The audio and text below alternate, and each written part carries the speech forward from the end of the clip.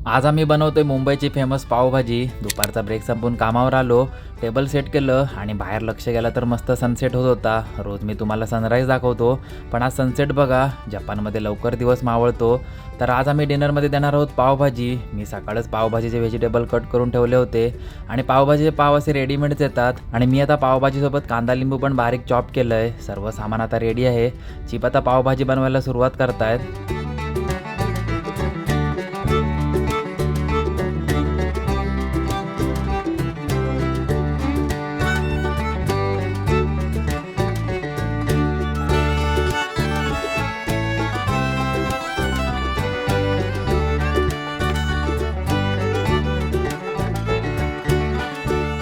भाजी तर आता रेडी झाली आहे। चीप आता पाव चांगले बटर लावून गरम करतायत आणि इथे जपानमध्ये बघा संध्याकाळचे 5 वाजलेत आणि एवढ्या लवकर बाहेर काळोख पण झालाय।